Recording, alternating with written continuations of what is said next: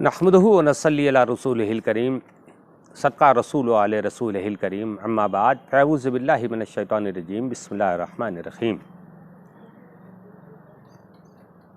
नाज़रीन किराम, सामिन किराम, अस्सलामु अलैकुम।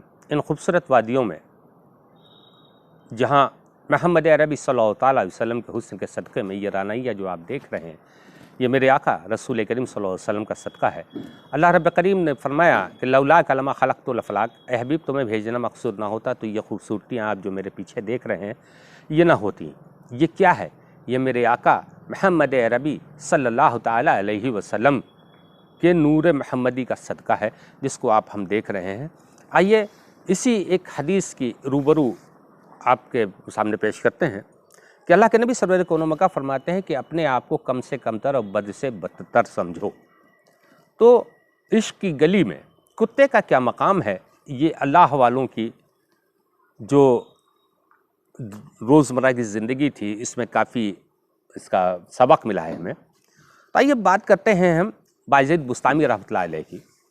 एक मरतबा सीरना बायज़ीद बुस्तामी एक तंग गली से गुज़र रहे थे, अपने मुरीदों के हमराह थे। तो एक कुत्ता सामने से आ रहा था, तो आपने अपने कपड़े समेटे और किनारे हो गए। तो जैसे ही आप किनारे हुए तो मुरीदों ने पूछा कि हुजूर हम तो अशरफुल मखलूक़ात हैं, फिर आपने कुत्ते के लिए जगह क्यों छोड़ी? तो आपने फरमाया कि उस कुत्ते ने मुझसे सवाल किया था कि मुझ जैसे हकीर को मुझे कुत्ता क्यों बनाया है कि जिसको इंसान देखने के बाद किनारे हो जाता है, आपको अशरफ क्यों बनाया? बस हमने अल्लाह के हुजूर में शुक्राना अदा किया और उसको रास्ता दे दिया।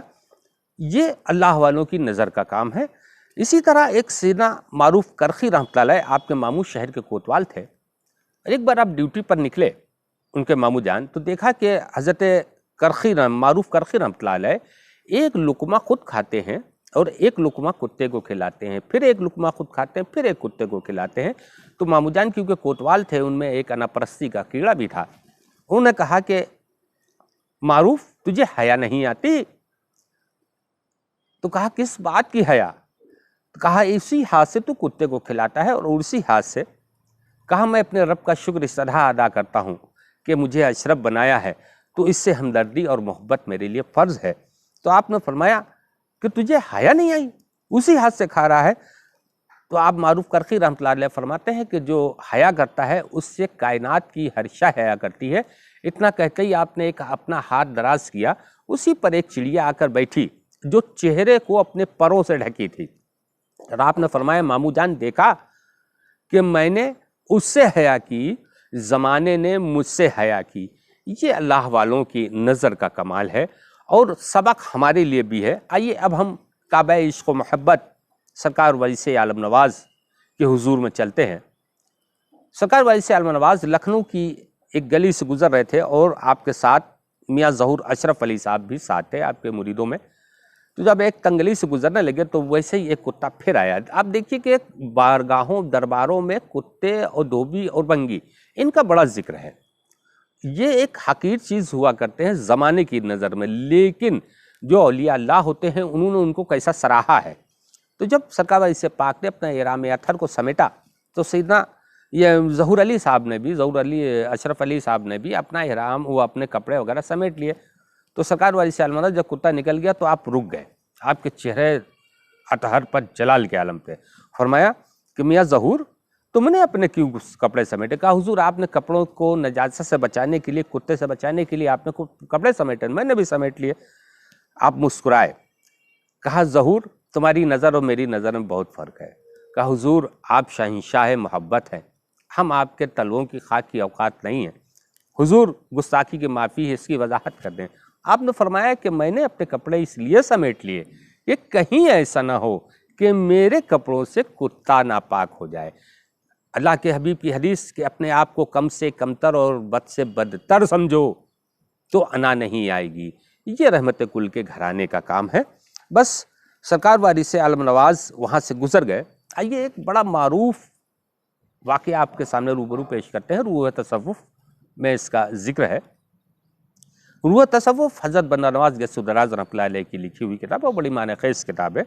सरकार महबूबुल्लाही एक बार अपने हल्का इरादत के लोगों को तालीम दे रहे थे تو بس ایک بار دیکھا آپ نے، بس جیسے ہی سامنے نظر اٹھی یہ دست بستہ ایسے کھڑے ہو گئے، پھر تعلیم دینے لگے، پھر بیٹھ گئے، پھر کھڑے ہو گئے، پھر ہاتھ باندھ کے کھڑے ہو گئے، پھر آپ نے دیکھا، پھر ہاتھ باندھ کے کھڑے ہو گئے۔ اس طرح کم و بیش 6-7 بار آپ نے ایسا ہی کیا۔ تو کیونکہ جو مرید آپ اپنے پیر کے قریب ہوتا ہے وہی سوال جواب کر سکتا ہے، ورنہ کسی کے اوقات نہیں ہے۔ وہیں حضرت امیر خسرو ہاتھ جوڑے کھڑے ہو گئے کہ میرے سرکار، ہم آپ کے غلام ہیں، آپ میرے شہنشاہ ہیں، یہاں سے آخرت تک کا میرا ساتھ ہے۔ حضور آپ اس طرح ادباً کیوں کھڑے ہوئے؟ تو آپ مسکرائے، کہا تم نے دیکھا نہیں؟ تم نے دیکھا نہیں؟ کہا حضور ہم نے نہیں دیکھا۔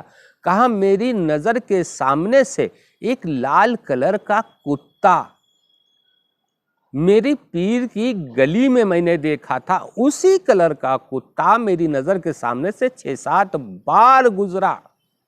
اللہ غنی!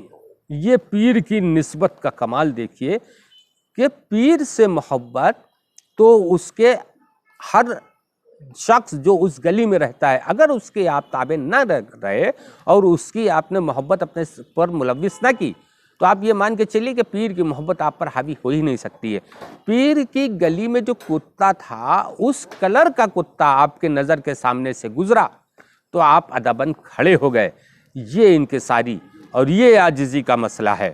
جب تک کہ انسان اس مقام پر نہیں آتا وہ فنا فی الشیخ کی منزل تک نہیں پہنچتا، اور فنا فی الشیخ کی منزل پہلی منزل ہے، اس کے بعد فنا فی الرسول ہے۔ جب فنا فی الشیخ ہوتا ہے تو انگلی پکڑ کر شیخ فنا فی الرسول کرا دیتا ہے، پھر اللہ اور رسول کے بیچ میں کوئی پردہ نہیں، وہ پھر فنا فی اللہ ہو جاتا ہے۔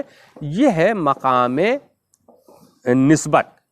جو پیر کی گلی کے کلر کا کتا ان کے سامنے آ گیا تو انہوں نے ادب میں کھڑے ہو گئے۔ آج ہم کیا کرتے ہیں، پیر کی گلی سے اگر کوئی خادم پہنچ بھی جاتا ہے، لیکن خادم بھی اللہ ہی ماشے ہیں آج کل، لیکن جو لوگ اس لائق ہیں ان کے ساتھ وہی سلوک کیا جائے جو ہمیں حکم ہے، کیونکہ ہم جو بھی سلوک کریں گے وہ اپنے پیر کے نام سے کریں گے۔ السلام علیکم۔